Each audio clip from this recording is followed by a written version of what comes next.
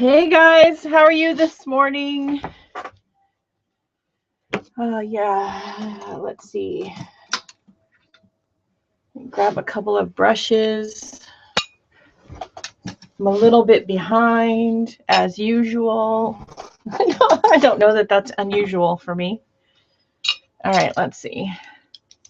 Okay, that's in the way. Let's put that over here somewhere. All righty. We have 4 more paint brands to do a to paint with, to try actually doing a painting with something besides what we've been doing in our swatch book. And sorry, I have like 3 conversations going on at once. It's another 3 cup of coffee day. I think I've had a 3 cup of coffee day every day this week. I don't know what's up with that, but anyway, I don't know.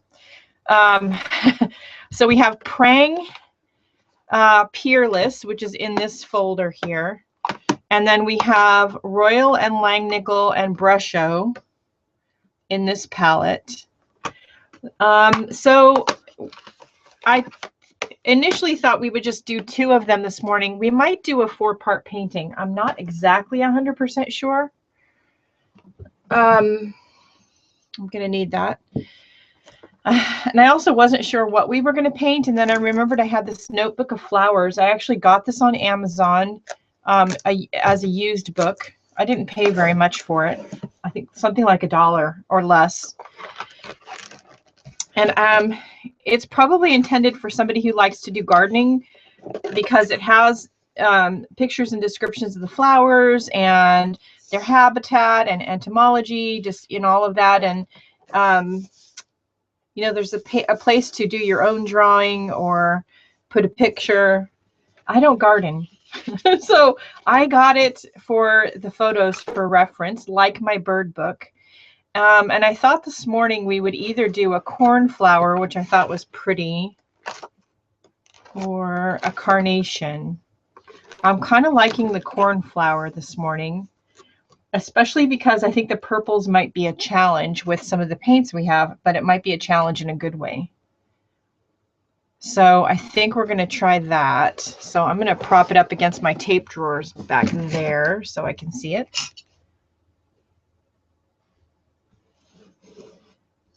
And this is my watercolor journal, which I've been working in since last year. And we'll do a little bit of a flip through here. Yeah. My table's too crowded. Okay. As we're doing the flip through, I will say that I thought at some point that we might start doing watercolor in more of a mixed media setting. Not that these aren't mixed media, because technically they are, because you've got watercolor ink. This is like Stabilo pencil, and you've got regular pencil, sometimes watercolor pencil. But I thought we would do them in a more regular art journal page setting. If you've bought something from me from my Etsy shop, you've gotten a postcard with this image on it or this image on it. I actually have to order more of those. I'm going to actually put some more of these images on different postcards and print some new ones. That might go on a postcard. I really like this one. Let me know if you guys have any questions. If you like the idea of doing like mixed media pages with watercolor, let me know. Mixed media journal pages. And going forward, we may alternate between working in this book and working in the doing journal pages. And I am in the process of trying to get my hands on a few paint brands that I've been wanting to try that are not ones I've gotten. So I'm working on that.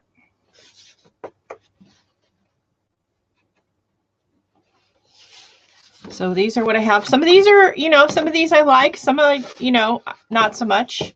Some of they're, you know, it's an experimental thing, and I like some of these journal pages, and, you know, Even the ones I don't like, I learned something from, and that's the point, is to learn.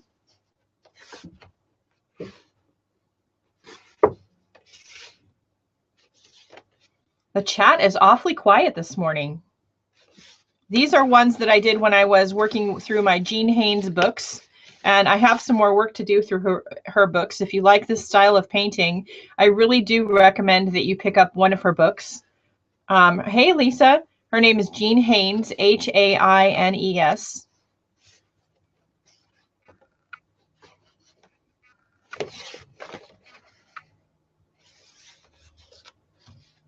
I thought we would do maybe a 4-part painting like this one, but with some flowers. If y'all like that idea, or like how I did this one. My dog Bandit. If you've been watching me for a while, you've heard him in the background because he's noisy. And this is the one we did last week. So I thought that we would skip this page for now. I'll come back to it. And then maybe we would do a 4-part painting on these 2 pages.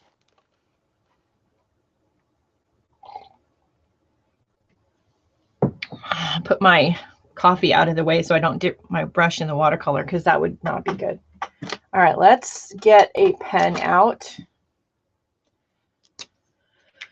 And let's divide our page. Let's see, do I want to do it in pen or pencil? That would be the question. I think I want to do the dividing in pencil.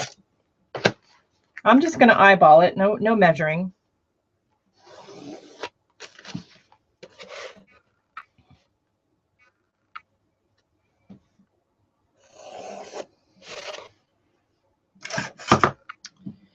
And then we're going to take a pen and write the brands on the bottom.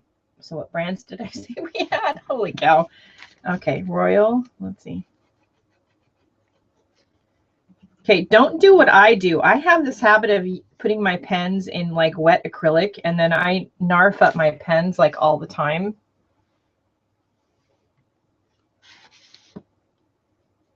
Like, see, I think I messed up this pen the last time I used it.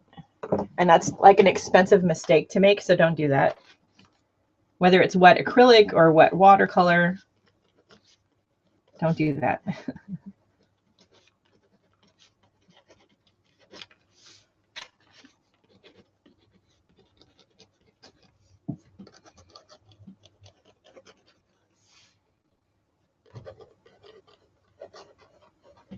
Okay. I'll leave this pen out and see if I can save it. We'll see. Sometimes cleaning the nib with a little bit of alcohol works, not always. All right, so now we're going to take our pencil and we're going to do like we did with the bird or any of the drawings. We're going to do a rough pencil sketch. You could do it in regular pencil. You could do it in watercolor pencil. I'm going to just use regular pencil. I like the lines to stay on there. I think they help suggest the shape that I want.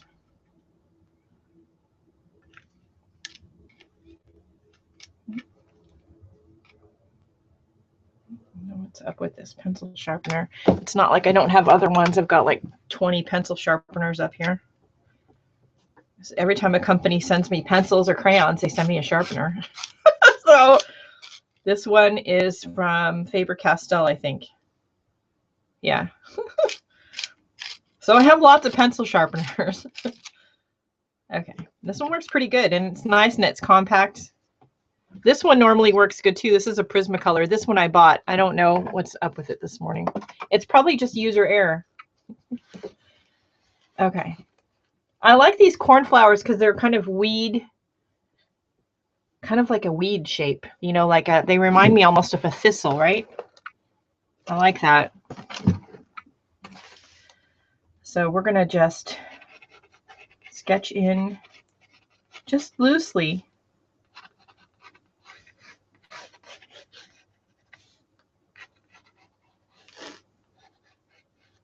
Loosely sketch in some shapes. When I'm doing these 4-part paintings, Prismacolor one. Oh yeah, I like the Prismacolor one. I like, actually my favorite one is the silver Prismacolor one that opens in the middle. This one. This is my favorite one.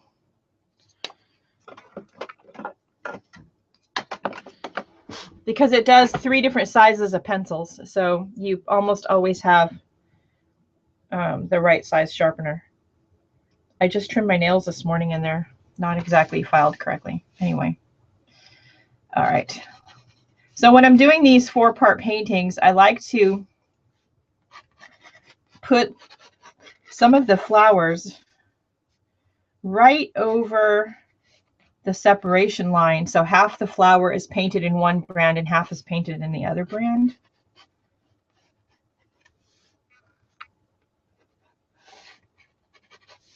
And I'm using the drawing in the book for inspiration. I'm not exactly copying it.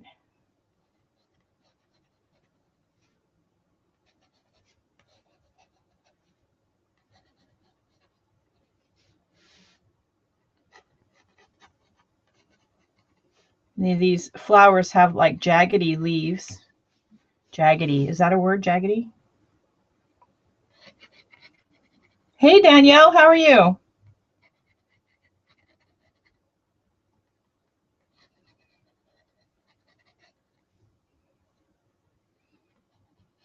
I finally broke down yesterday and I joined Cat Hand's Mixed Media Morsels Facebook group because I just couldn't hold myself back anymore. I love her idea of the mixed media morsels. And I will be doing something with that coming up probably over the summer.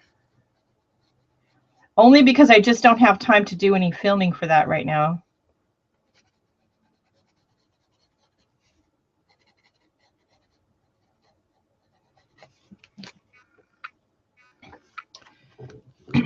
So I like that where the flowers like overlap like that.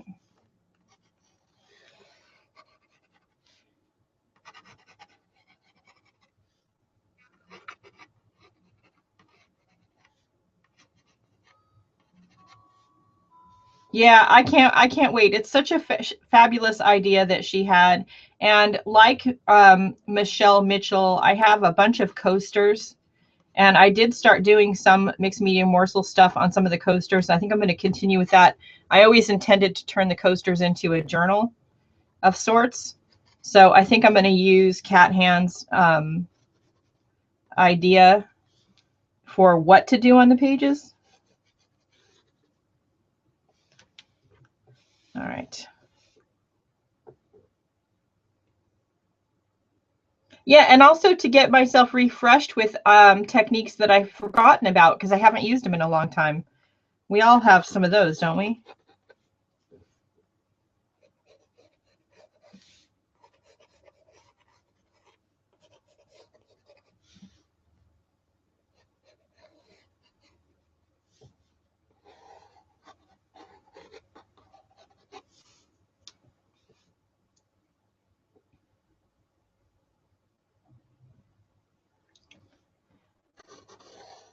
There are some fabulous artists on YouTube, and I'm constantly finding new ones every day.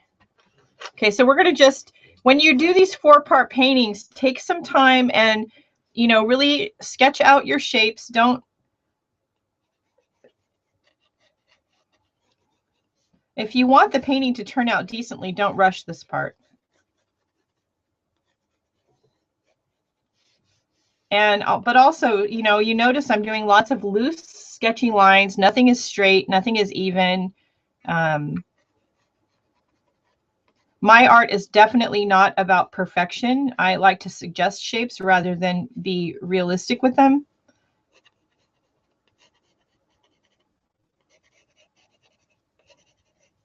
And because I don't erase my pencil lines, I like to have them help me suggest the shape of whatever it is that I'm painting.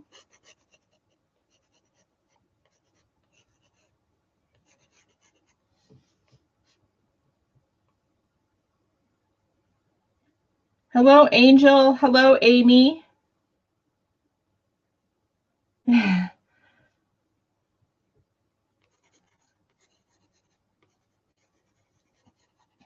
And don't be afraid to get out your paints and, you know, doodle along with me, paint along with me, whatever. You don't have to do the same thing I'm doing. Just have some fun.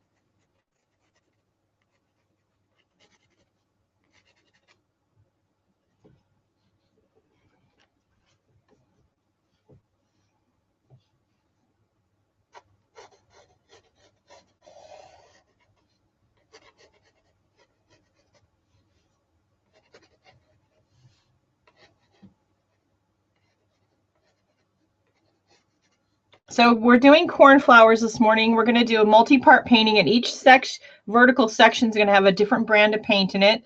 And these are the last 4 brands of paint that I have to do this with at the moment. There are a couple more brands I'm trying to get a hold of. The companies, these particular companies didn't want to send me paint, so I'm going to have to buy them, which means that I have to wait for funding. Money. It's all about money, right? It's all about the dollar.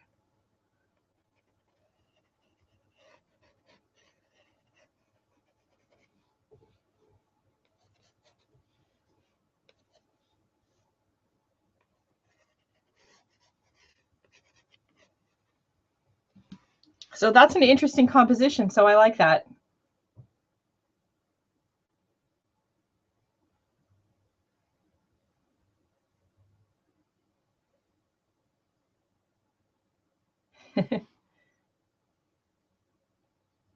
All right. I'm trying to keep up with the Facebook, comments, the chat while I'm painting, which is always a challenge. Okay, so we're going to put all our brushes over there. I kind of did these in an interesting order because I have Royal and Brusho in the same palette. I probably should have put them next to each other, but that's all right. So we're going to get our paints wet here.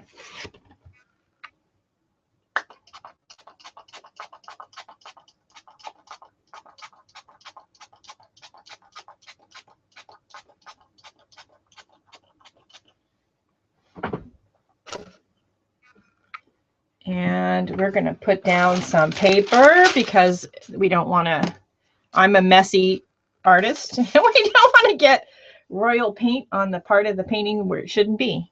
All right. Now, just as a reminder, I have in my spray bottle of water for my watercolors a few drops of oxgall liquid. This aids in the wetting and flow of your watercolor paints, and it really does work very well. Hey, Hanny, how are you? The Netherlands. I am trying to get the Flow sketchbook. Shipping to the United States costs more than the book. Holy cow. I sent them an email. You reminded me, Hanny. So anyway, oxgall liquid. It really does aid in the re-wetting and flow of your watercolor paints, and you only need 3 or 4 drops per cup of water. So you just need a little, this one little bottle is going to last a long time. And you can get it at any of your arts and crafts stores, like Hobby Lobby, Michael's, and I used a 40% off coupon, so I didn't have to pay full price. All right, let's start with a big brush. And I am going to now, like with lots of these other paints, you know, we're working with limited palettes. So I'm going to take the purple that's in here, which is a violet. And you see it's very, very blue. I want it to be more red. So I'm going to mix it with some Crimson Lake, which is kind of a pinky red. Oop, that's too much. So I'm going to add more violet. That's better. Okay. My table's just not big enough this morning. It's me having issues, I'm telling you right now. I don't know what, oopsie. I'm telling you. Okay, deep breath, sip of coffee. I'm going to just have to make that work. All right, so let's start over here with this flower, and I'm going to put this color in the center of the flower, and then I'm going to grab some water. Hey, Jerry. We're doing a 4-part painting. We're using the last of the brands of paints that we haven't used yet. We are painting some cornflowers, purple cornflowers. And I just splattered paint all over the section that should be Prang paint. I just splattered royal paint over there. So, you know, it's going to be one of those mornings. So now I'm just dabbing in some darker paint. And one of the ways to lighten up watercolor, of course, is to add more water. And depending on the paint, you can see if it lifts well or not. Some colors stain fairly quickly, the reds especially.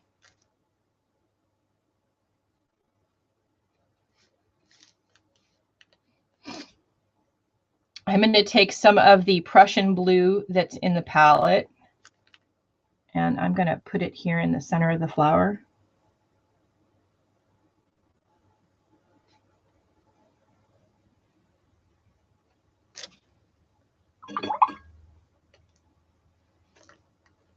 And you notice I'm using kind of a big brush, so that's another way to force yourself to be more expressive with your painting, is to paint with your non-dominant hand, use a bigger brush that you have less control with. It forces you to have less control, which can be a good thing. And you notice what I did? I didn't even think about it. I painted the whole flower with the same color of paint.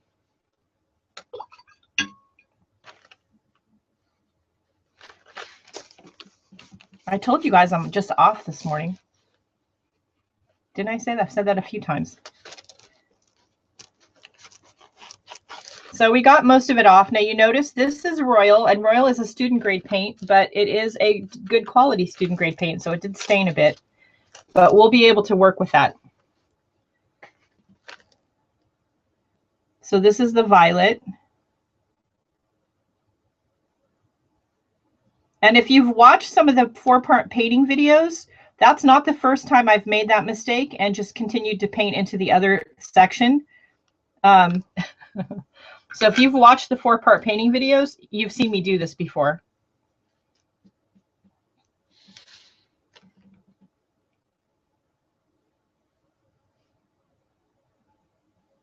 So with your watercolor, always start lighter and work your way darker.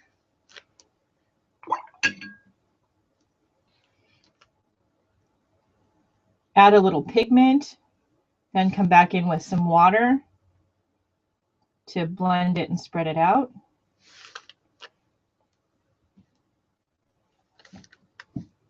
Now up here, I don't want to get necessarily this green into the purple too much, because we'll end up with brown.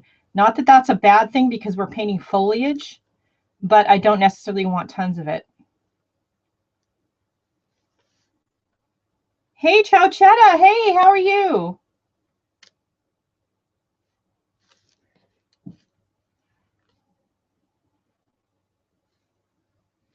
I was saying earlier, for those of you who are just joining us, I've either had too much coffee this week or not enough. Probably too much, because I just feel off this week. I think I've had 3 cups of coffee every day so far this week. Hey, Michelle.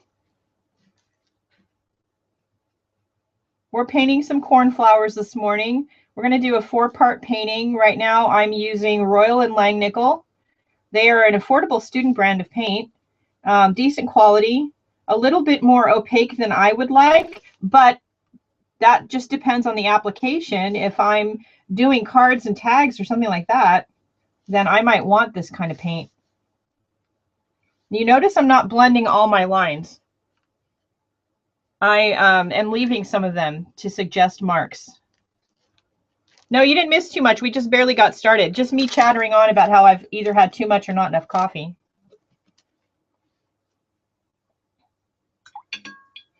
All right, we have a darker green here. We have a deep green.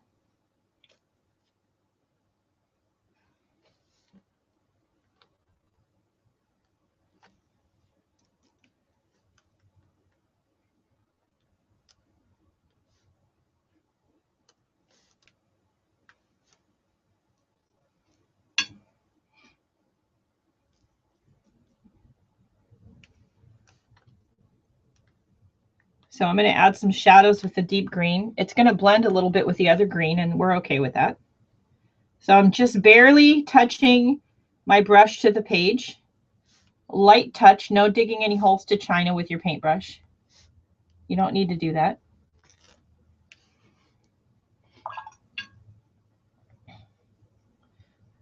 I'm going to come in with some of the same Prussian blue that I put a minute ago. Prussian blue is a great color, cool shadow color.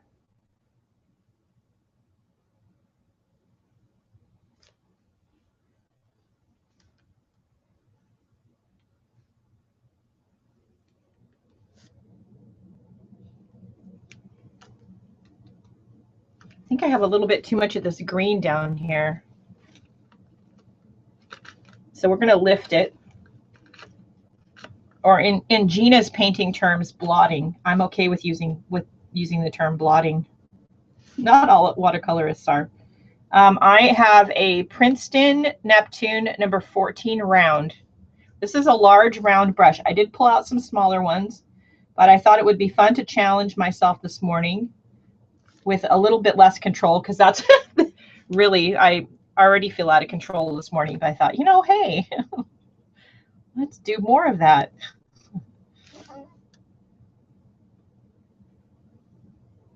I do have some smaller brushes available. I like the way that looks so far. I am going to take some of the blue and some of one of the greens.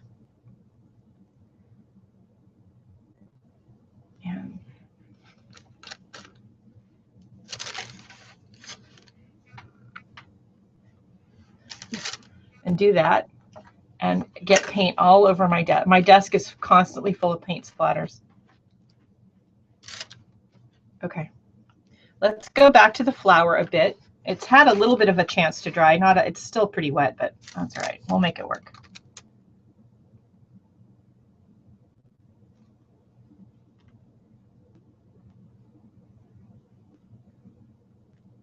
Now, when I'm doing any of my paintings, I'm using the photo as inspiration. Does that mean I'm going to copy it exactly? No. I'm going to do something artistic from the photo. If I want an exact copy, well, my daughter's a photographer. I'll have her take a picture for me. That's not generally what I want to do. I like the way that looks, so I'm going to stop there. Now, what we have to do, though, is clean our palette, because this is the wrong kind of paint.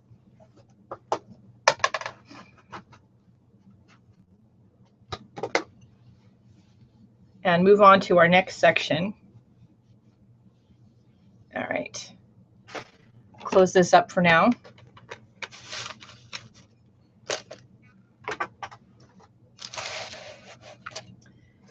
And these are Prang semi-moist half pan watercolor set. This has 16 colors in it, and this is a very affordable student brand of paint. And these semi-moist ones are not bad, I gotta tell you guys.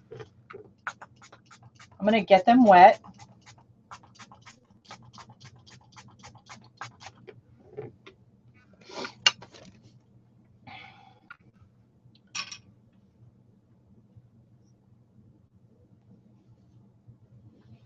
Okay, and let's start with the flower. Now in this one, we have a nice pretty red violet color already. So we're gonna start with that.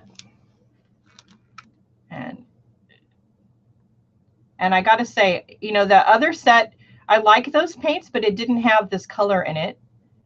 And I could have spent more time mixing it, of course, but this is a pretty color. And I've already said, I like these Prang paints, especially if you're just playing with watercolor and you're not, you know, in any way, shape, or form going to be serious about it, and you just want to play and do an art journaly thing. I think the Prang, something like the Prang, are a good choice. They're very affordable. And this is I started out with Prang paints. Hey, Anne. When I first started playing with watercolor, I used Prang. So I'm just adding more of the blue violet to the red violet so that we can sort of get something that is similar to the other side of the flower. See how hard it is to make a painting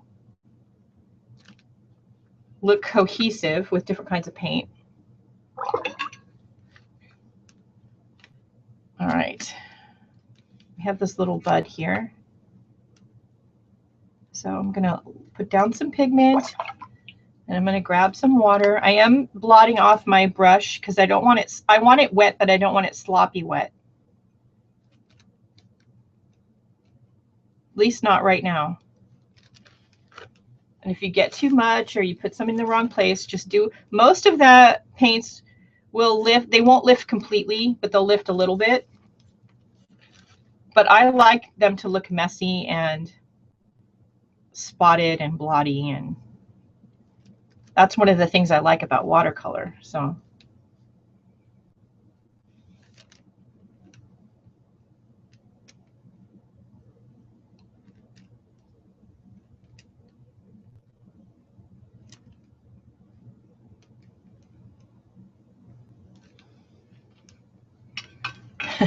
why am I thinking of the clown from Simpsons? Like it looks like his hair. I don't know what that clown guy's name is because I'm not a big Simpsons fan, but you know, that crazy clown guy. I don't think that's a good thing. This is the red violet still. I'm just still playing with the violets, getting it close to where I want it to be. And then we're going to let it dry a little bit and we're going to work on the greens.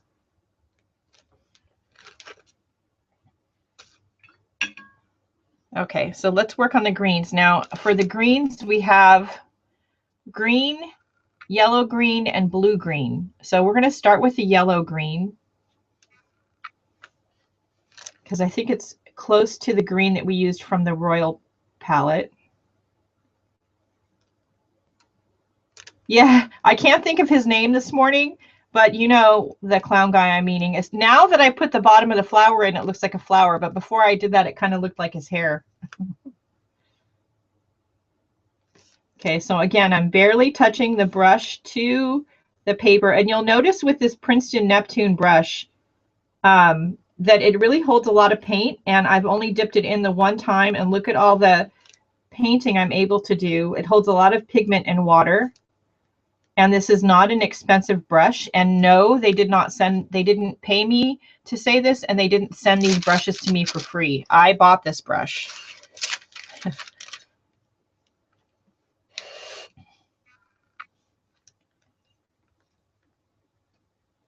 And when you buy a good watercolor brush, you can do this kind of thing with it. And this is a synthetic brush. So those of you out there who, you know, don't like to use brushes made out of real animal hair, this one doesn't have any. It's synthetic. Thank you. So those of you who are just joining us, we're doing a 4-part painting using 4 different brands of watercolor paint to see what kind of comparison that we can do side by side. And the unexpected thing that I'm liking about some of these paintings that we've been doing is that some of them, I like them. They look like studies, like field notebook entries, and I'm kind of liking that. So if you buy things from my Etsy shop and you're a collector of the art postcards that I get printed, look for some of these to be featured on some of those postcards, because I will be soon, hopefully, reprinting printing some new postcards, and some of these will be on there. I like the Neptune brushes. I'm a big fan. Princeton Neptune and Princeton Select are my 2, I think, favorite brush brands, brush types. So this is the blue-green. And again, this is the Prang Semi-Moist Half Pan set. Prang makes a few different sets. The Semi-Moist is, wow, excuse me, burping up coffee, is closer to an artist grade or artist quality paint. It's not exactly, but it's closer. And they supposedly do have some light fastness. I don't know exactly how much, but I'm going to lift up some of this up here. It's a little too much.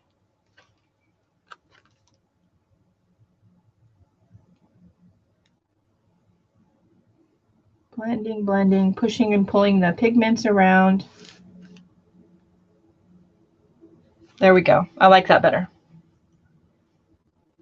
No worries. I'm still here. I'm going to be here for a while. We've got 2 more parts to this painting to do, so I'm not going anywhere anytime soon. Yeah. Hey, you're welcome. I know you wanted to hear that this morning. That's why you joined me, right? So you could hear me burping up coffee. I think I've just had too much coffee this week. I think that's what the deal is.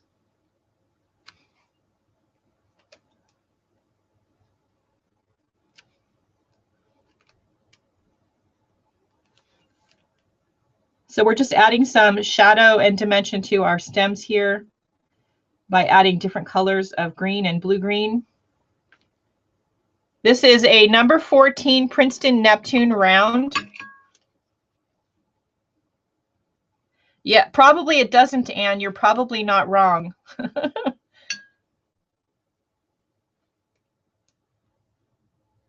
Okay, so now we're going to do just like we did with the other one. I'm going to grab some clean water and kind of just take all my greens and put this here.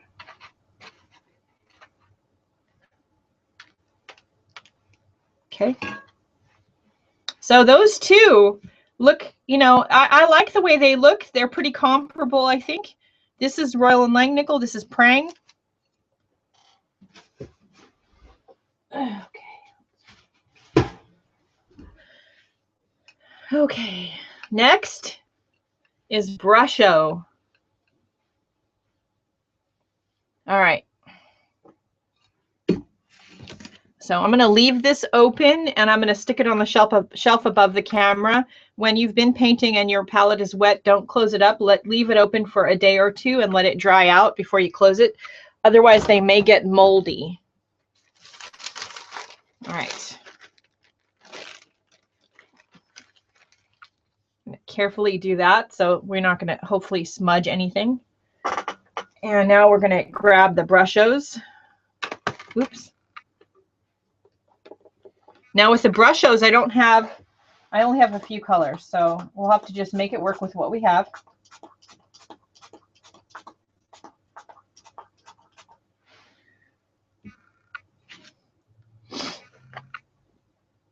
I really should get one more piece of paper over here because, you know, I'm just having one of those mornings when I'm really messy.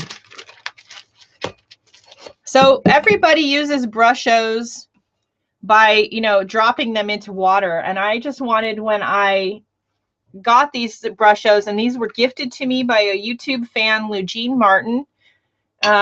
Eugene, if you're watching this live or the recording, thank you very much.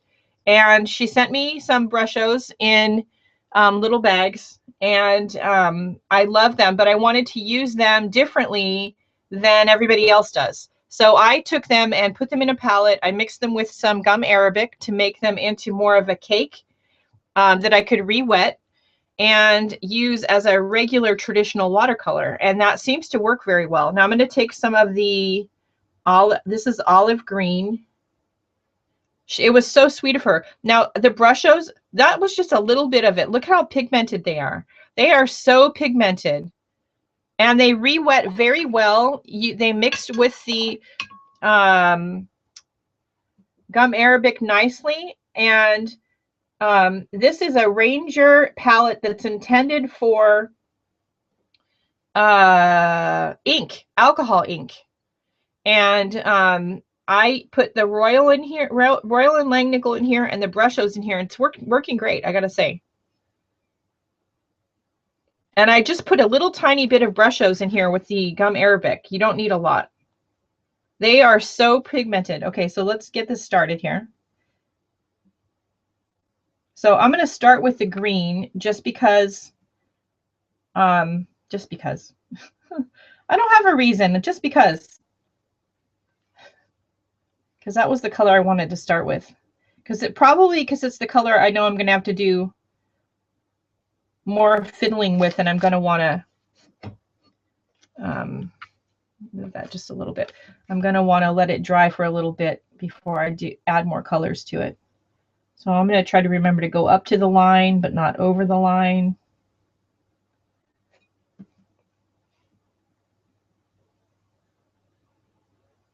I'll paint the base of the flower here. Okay, and then we're going to come in. Oh, bye, Chachetta. Have a great day.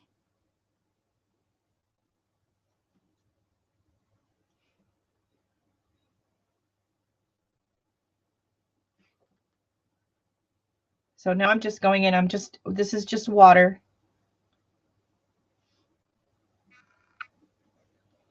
The Brushos are very different than your other watercolors. They're very highly pigmented. They're nicely transparent. I'm not sure about the light fastness. For those who are worried about that, if you've been watching me for a while, you know I'm not always concerned about that. This is the 21st century, so if you create a piece of art that you really want to save for posterity, scan it into your computer.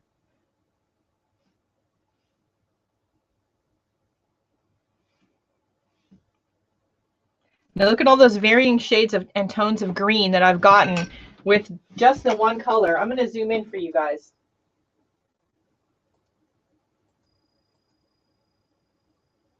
You see that right here? That's just the one color of Brusho paint. And look at all those different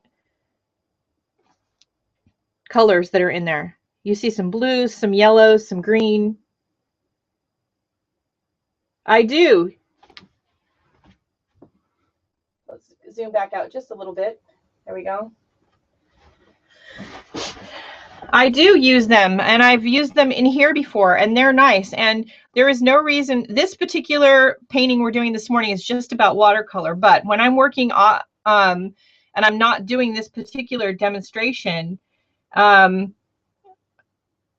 frequently use water-soluble pencils, markers, crayons, all in conjunction with my watercolor paint.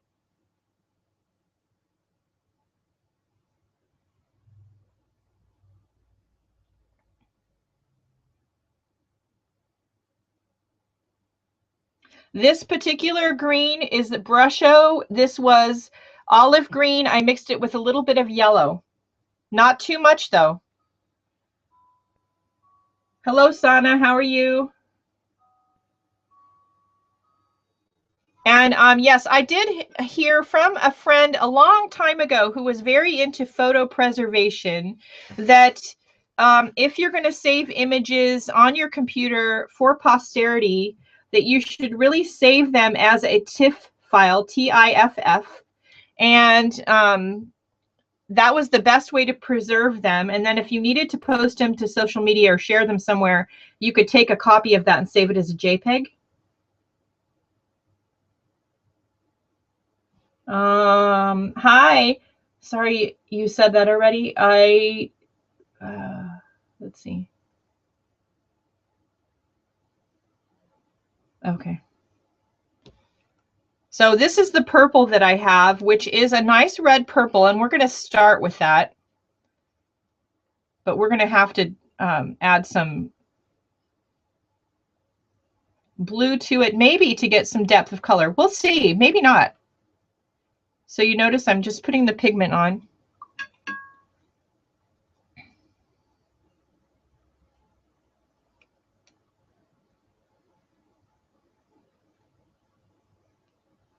And now I'm just spreading it with water. Now look at that. That's just the one color. I didn't mix it with anything. I didn't blend it with anything. I'm adding water to it, and I'm getting all these different shades of color out of the one Brusho color.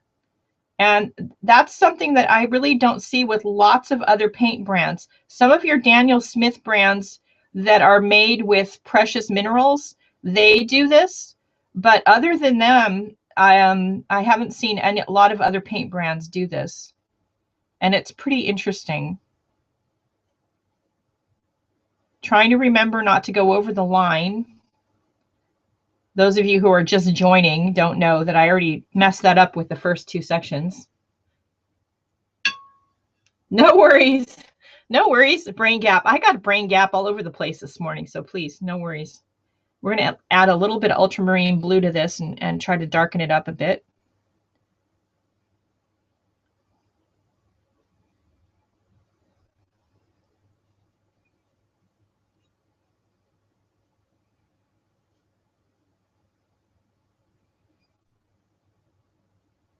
I'm leaving this white space down here by the stem because I don't want to get too much brown. And if I mix the purple with the green, I'm going to get brown. So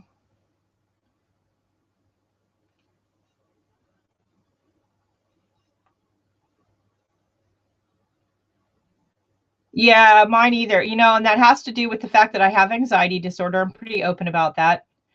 And the more stressed out I am, the worse it is. Just, you know, and not that it's not that way all the time, because it is, but just so for those of you who, you know, don't know, I have anxiety disorder. I'm pretty open about it. And one of the signs for me that things aren't going well is I can't remember stuff. And the worse that gets, the more it is usually a sign that I need to remove myself from whatever situation is causing me to have problems. Thank you so much.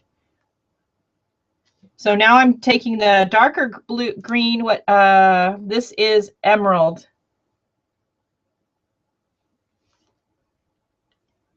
So I don't have lots of Brushos, but I do like them. I like them very much. I could see me adding some Brusho powders, more colors to my stash at some point, because I'm enjoying them very much. I only have yellow, scarlet, olive green, emerald, turquoise, ultramarine blue, purple, and light brown. And I know they don't make a ton of colors, but I do know they make more colors than that.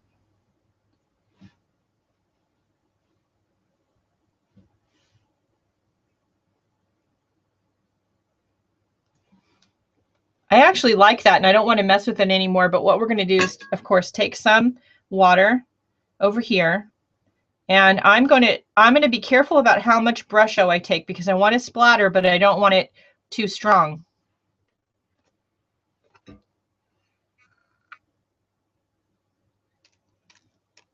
Yeah, yummy. You know, I haven't done yet.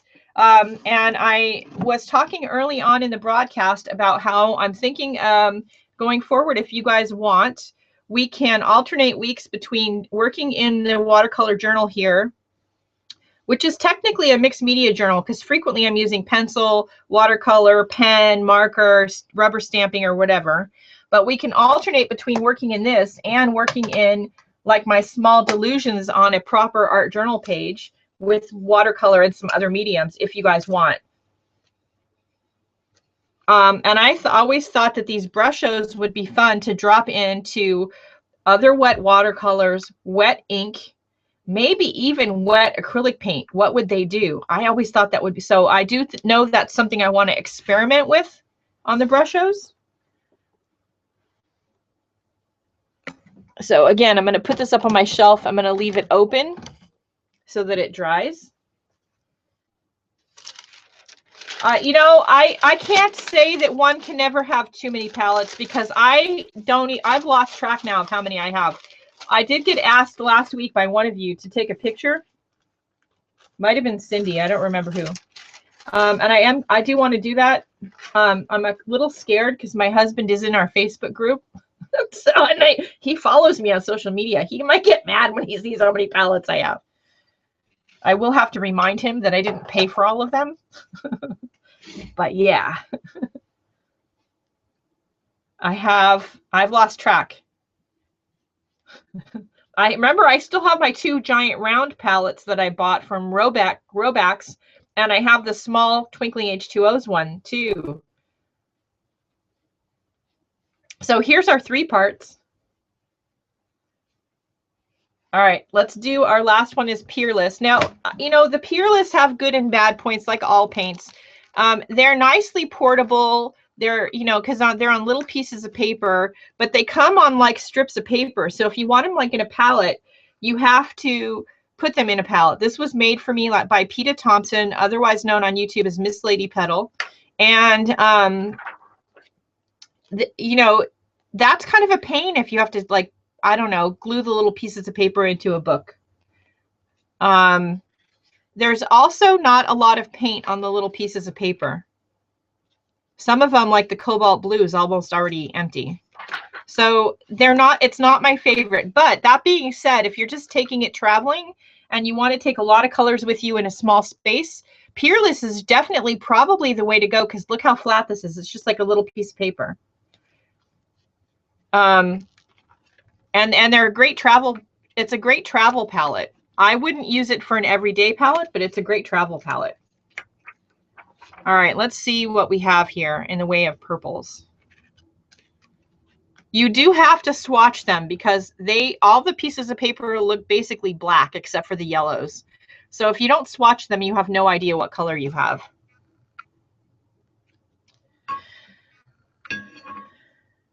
Yeah. I don't know that he'll buy that. A little creative. I'm not sure he'll buy that. I could try. He'll probably, I mean, you know, after 30 some years, I think he'll just roll his eyes and shake his head at me, but I don't take the money for them out of the household budget. I paid for them, so. So this is amethyst.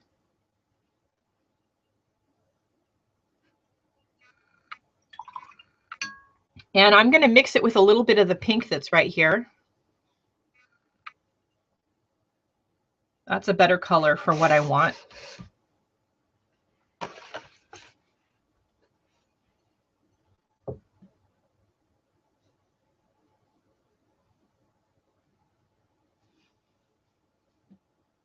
Now, Peerless were originally developed for coloring black and white photographs, from what I understand.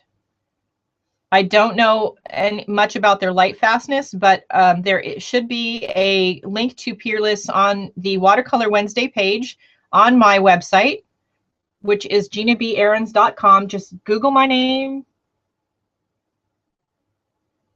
He probably will, Anne. So just Google my name. You'll find me all over the place, but the website is ginabahrens.com.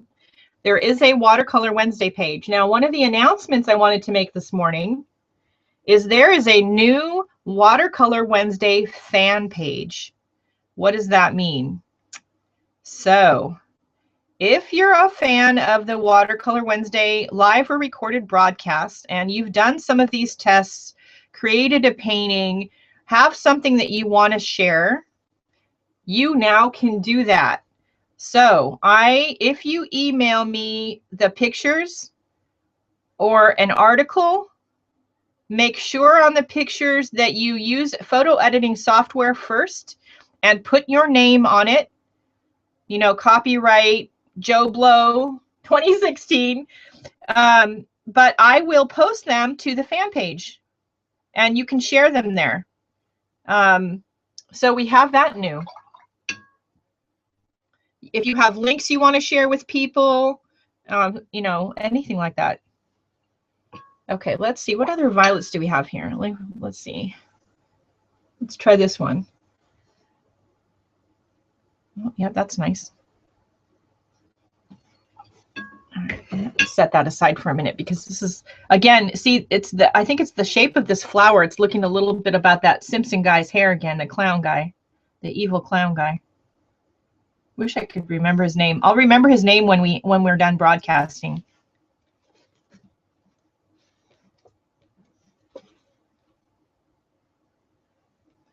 So all you have to do is send me an email. Make sure your images already have your name and copyright and the date on it, or your signature or something.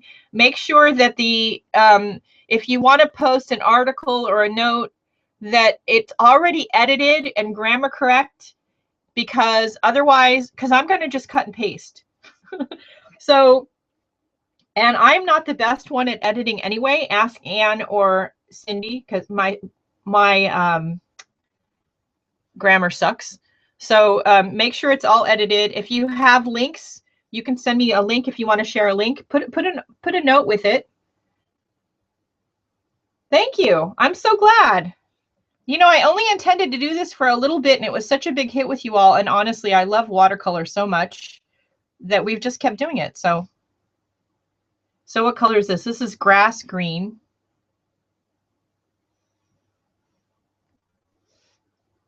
So one of the biggest challenges of these 4-part paintings when you're doing you know, different brands is matching the colors. You'll never get them to match exactly 99 times out of 100. So I just go with what's close.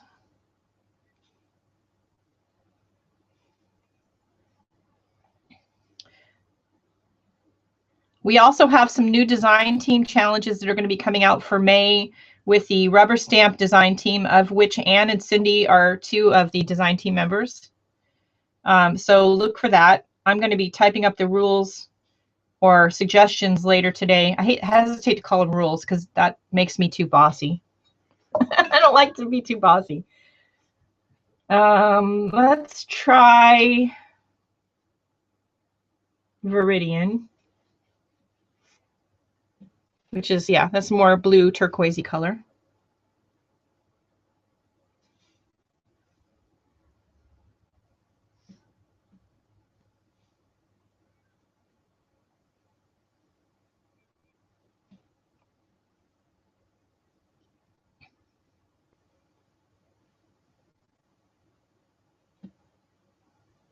We had our first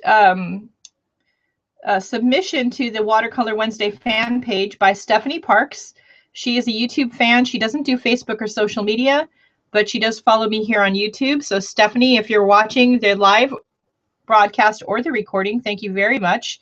She did some fabulous tests of the watercolor she had. Now, she only had one brand, but she came up with some unique tests that she did with the one brand that she had.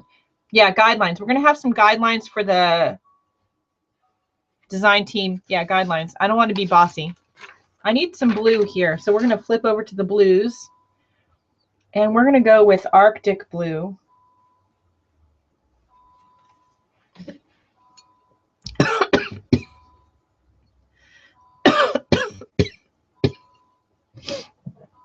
Sip of coffee. Okay.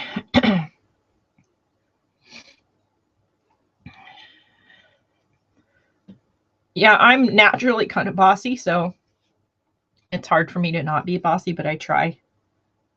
It is one of those character flaws I try to control.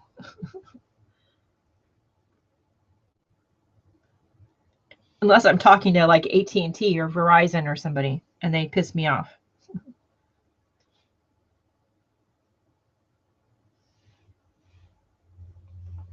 That's not dark enough. Let's try this one over here. I have this deep says deep blue. Yeah, that's better.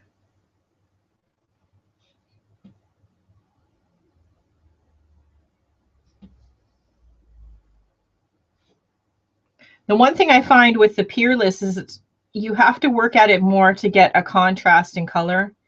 They don't blend as easily as other paints. And it's hard to pick up a lot of pigment off that little piece of paper. They're not my favorite. I mean, they're okay, but they're not my favorite. That's pretty good. Yeah, it probably is, Anne. I'm Italian, Scotch, and Irish. All of those are bossy.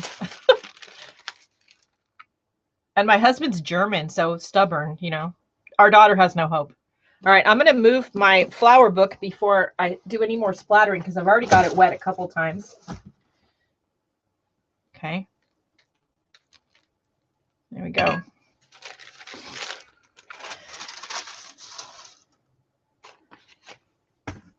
So there we go, 4-part painting. So you notice it was easier to get depth of color with the other brands. It's harder with the Peerless. Let's see, let's try.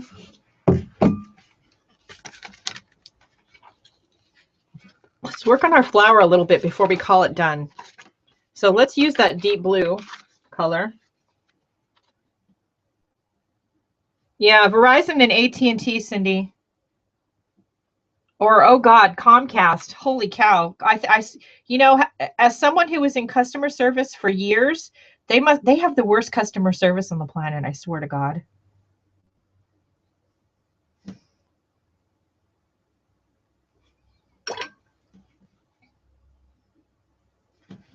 I'm trying to get it to look less clown hairy. It's called a cornflower. I'll show you the picture from the book in just a second. Let me get there. Let me get this. Let me work on this flower a little bit.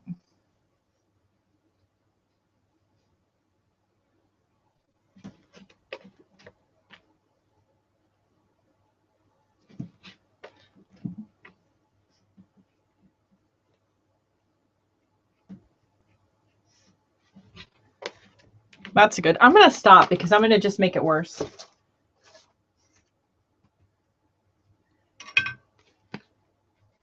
It's okay. I like these over here better. I think that's part of the problem. All right, I'm going to put this down here. So here's our book that we started with, and it, hold on. Oh, yeah. There we go. Okay, so I got this book on Amazon. I did buy it used. It was only, I think, $1 or $2. And it's just a notebook of flowers. It's intended for somebody who likes gardening, of which I am not one. And it is the purple cornflower. Let's see. And I have a couple of these books that I've just bought because they have interesting flower photographs or artwork in them. Now, one thing I would do with this piece is I would come back. Now that we're done painting, I'll put that back there. And let's grab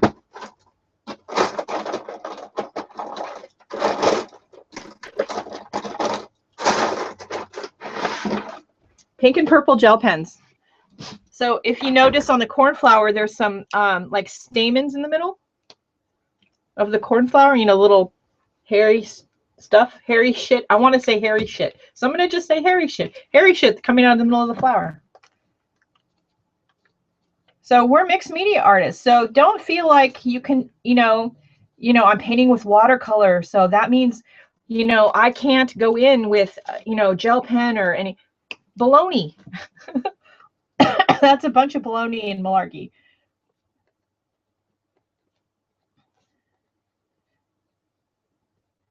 So come in with your gel pens, with your stamps.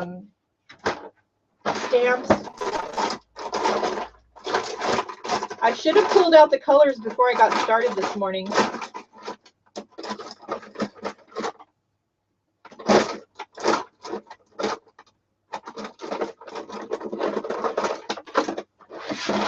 But I didn't. Okay. So use a variety of purple and pink. You can also, you know, do white to your flowers, white gel pen. Gel pen, if you get in there really quick, does blend, but you have to get in there really quick before it dries. I do have this new gel pen. This is from Jet Pens. It's a Sakura Decories. The rest of it's in Japanese. I don't know, but it's by Sakura. It's a nice gel pen.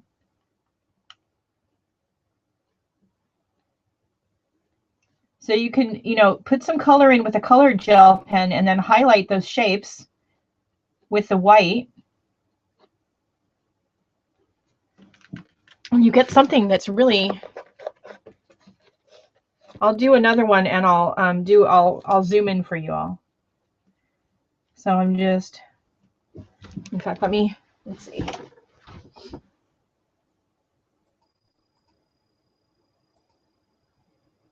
Okay, that's as close as we can get. The camera can't get any closer without me taking it off the tripod and making it all sick.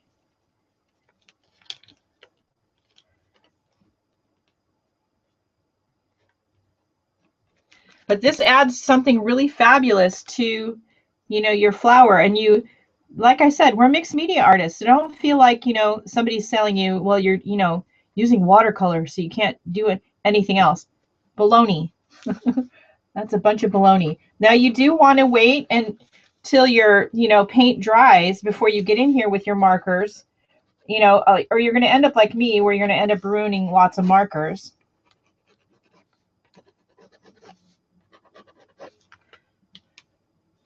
But adding a little bit of gel pen or some rubber stamping or something adds a lot to paintings like this.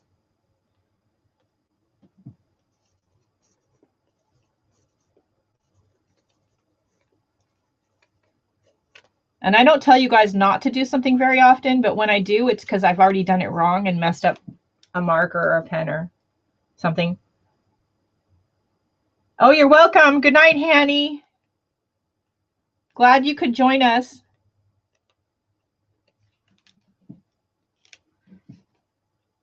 Now, Jet Pens does have this white pen and marker bundle that they sell over there, and that's where I got this Sakura pen I'd never heard of before.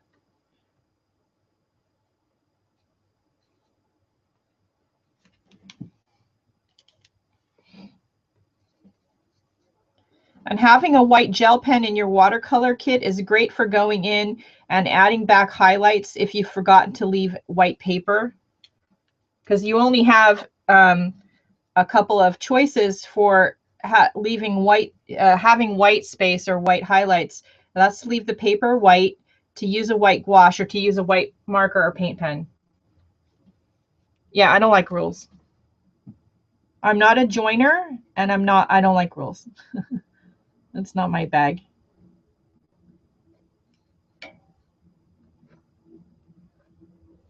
So that just adds a lot. That adds a lot. I'm going to lift the book up so you guys can see.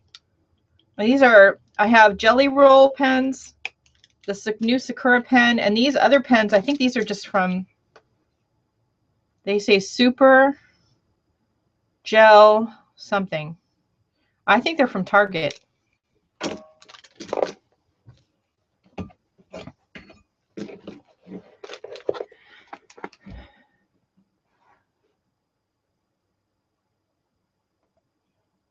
There's a delay in the camera, so I'm waiting for it to catch up. There you go. So it just adds a little something.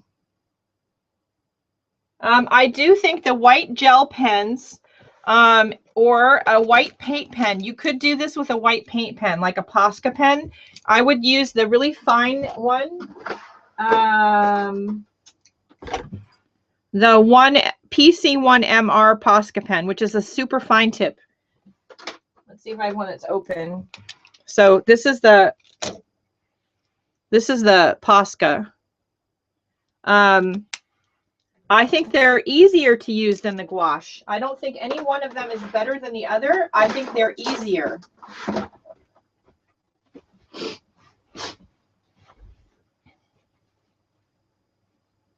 I'm not going to ever say don't go bother with white gouache, because I have white gouache and I like my white. I always have Chinese white or something on my palette my favorite palettes always have that. Now, when I'm traveling, I would rather bring one more color and a white pen, because space is limited and I like to not have to mix tons of color all the time. So I would rather bring one more color and then bring a white pen. And I don't think my travel palette has white in it. I could be wrong, but let's see. If you tried empty markers and gouache. I haven't. I don't know that would work, because the gouache is going to want to harden and dry. So I'm not sure how that would work, if it would stay liquid enough to not clog the pen up. Oh, see, I do have white in here. Most of my favorite palettes have white in them.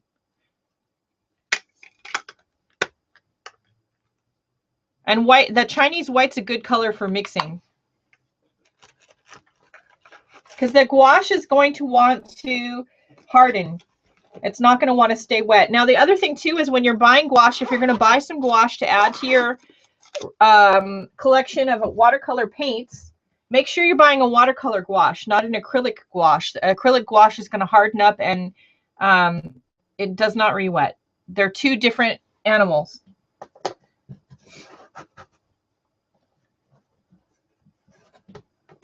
Does anybody have any questions? Don't you love baby wipes? Makes cleanup easy. Put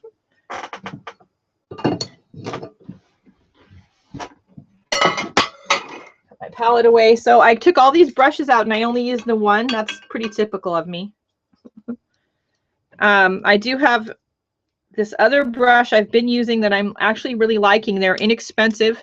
This is a Utrecht brand, which is a division of Dick Blick, and they have their own brand of brushes. And I got these two watercolor brushes. They are the 6150 round, a 4 and an 8, and I'm really liking them.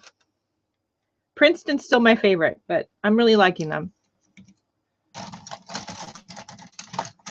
I mean, let's be real. I have a brush problem like I have a paint problem. This is just the bucket of round watercolor brushes.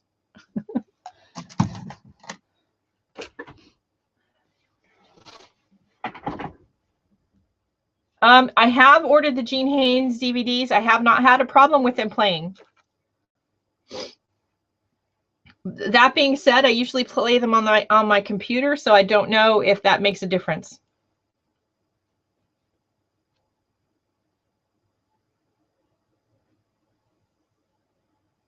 Sterling Edwards is a good brand. Yeah, I have a couple brands of watercolor paint I need to get to try, and one of them I'm having trouble acquiring, which is Old Holland. So yeah, I don't know. I'm working on it. I might have to just back order a little small set and wait for it to come in.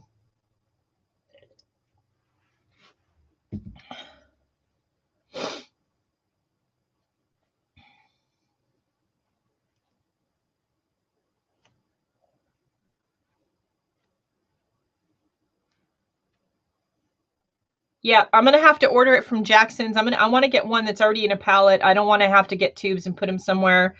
So I'm going to work on that. Well, you know, I agree with that statement for the most part. I cannot have too many paints or brushes of the ones that I love, but there are ones over this journey called mixed media that I've acquired that I acquired a bunch of them and then discovered they're not my favorite. So yeah, so I would caution you when you are watching anyone. Hi. When you're watching anyone on YouTube or you're taking a class, just because the teacher's using a particular product doesn't mean you have to use the same one. Doesn't mean that you have to buy every color in that paint or crayon or whatever. Get just if it's a new product, buy a couple in your favorite colors and try them. If you decide you really love them, then go buy more. There are lots of products like gelatos. I love my gelatos, don't get me wrong, but there's lots of other products you can use instead of them that are less expensive. I have not tried the Versatile brush, probably because it hasn't been on sale. I do have a couple of really expensive watercolor brushes. Okay, like this one, Raphael Soft Aqua. This little brush, I think it was this one, was $65. And you know, or maybe it was this one. See, I have a couple of them. I think I bought 3 of them. And I spent over $100 on 3 brushes. And the problem with that is they're fabulous brushes. I love them. They're sable. They work fabulously. They're imitation squirrel.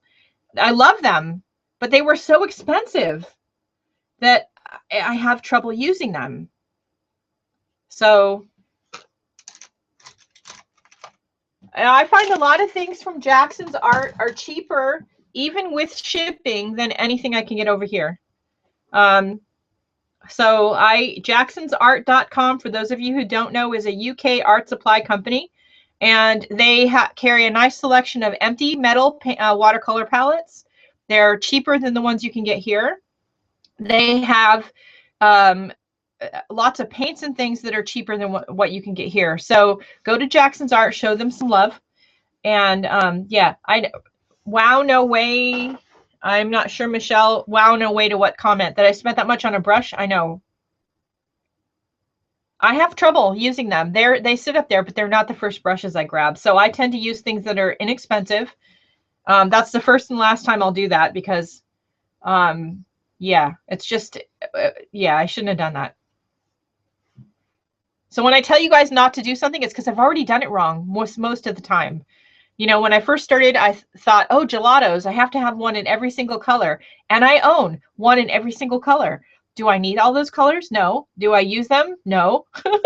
I actually prefer some of the lesser expensive, like Target watercolor gel crayons and sparkle gel crayons to gelatos. So,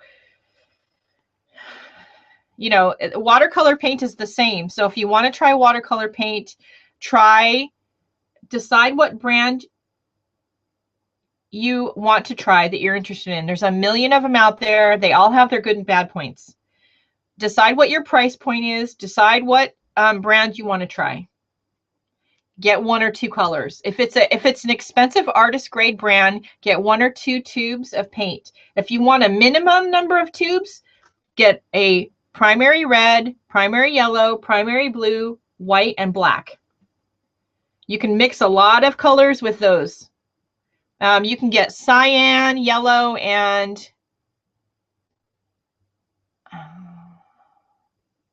quin magenta. And you can mix a lot of colors with those. And then if you really like them and you really love them, then add more paint to your palette. But don't go out thinking you have to have a million tubes of paint when you're not even sure you're going to like it. And if you're just going to use your watercolors in conjunction with other mixed media projects and card making, then I would say go with something lesser expensive like a koi palette. Koi is a great one. We've done the koi somewhere.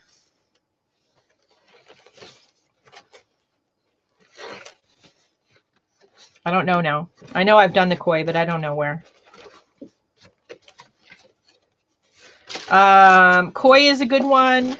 Prima is nice. The Prang semi-moist half pans are nice. If you want a little bit of a step up, Van Gogh is nice. Royal and Langnickel's not bad.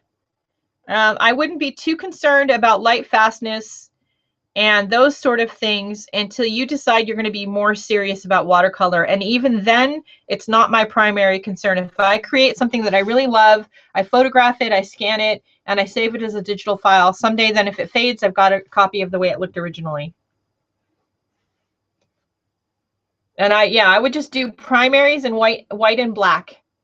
And that you only really need, and you could get away with no white and black, just do the 3 primary tubes, and that you'll get a lot of use out of them. And then if you like it, then buy more colors.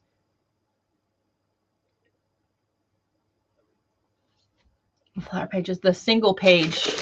This one?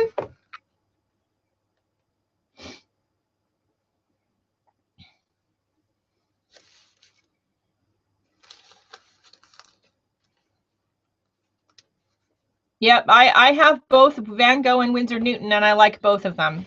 I have yet really to meet a watercolor paint I don't like. I'm not crazy about the Holbein. They don't re-wet well, and I'm not crazy about the Peerless because there's not a lot of pigment there to play with. There is a video on this there in the Watercolor Wednesday playlist. So go look at the Watercolor Wednesday playlist because it's on there.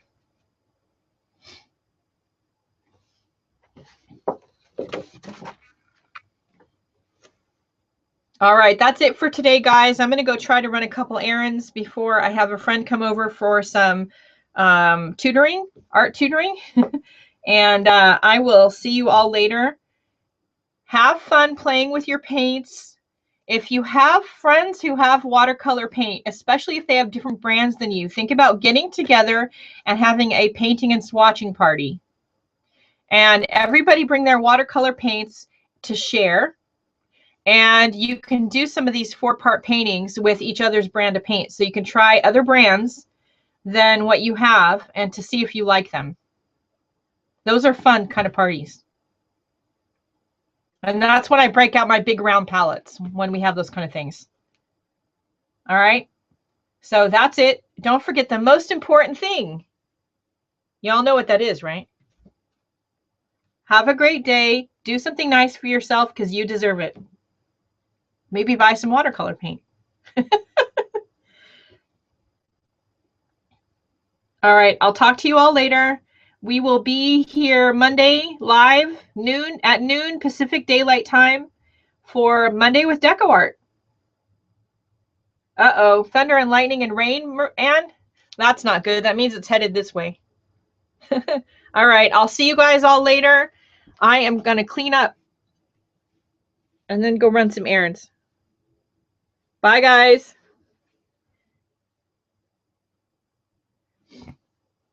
Oh, okay. So last minute question. So no.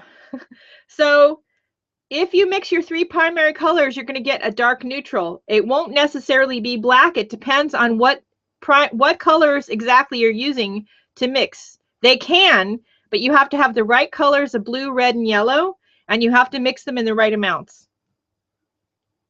Depending on what color of blue and what color of red and what color of yellow you're using and the amount that you get, you put in there, will give you a different, you'll get a different neutral. So you'll always get a neutral. It just depends on how the amount of the pigments you put in and which pigment exactly you're using.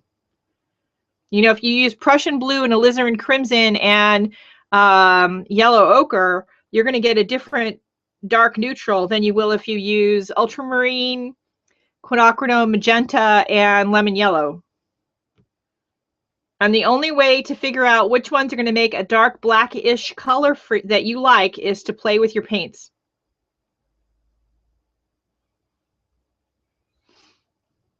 I prefer not to mix black. I prefer to have a black or a Payne's gray or neutral tint in my palette. So this is a good last minute discussion before I go off the air.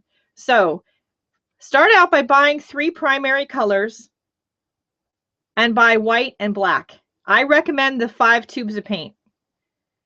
As you paint, if you find you're mixing a particular color a lot, or Payne's gray, yeah, black or Payne's gray. If you find, say, you're trying to mix turquoise all the time, then go back to the store and add turquoise to your palette. If you find you're mixing pink all the time, go back to the store and add pink to your palette. That's how you should, that's the proper way to build up a paint palette for any kind of paint, whether it's watercolor, acrylic, doesn't matter. Payne's gray is my favorite neutral. Those of you who've been watching me know that. If you've been watching me for a while, Payne's gray is my preferred neutral. It's more interesting than black because it's bluish, grayish, dark color. I also like neutral tint because it's similar to Payne's gray, but usually a little bit more transparent. So for my palette, I would pick probably cyan, a bright lemony yellow, probably like a quinacridone magenta, Payne's gray, and Chinese white. That's probably in any brand. That's usually the colors are close to those that I buy.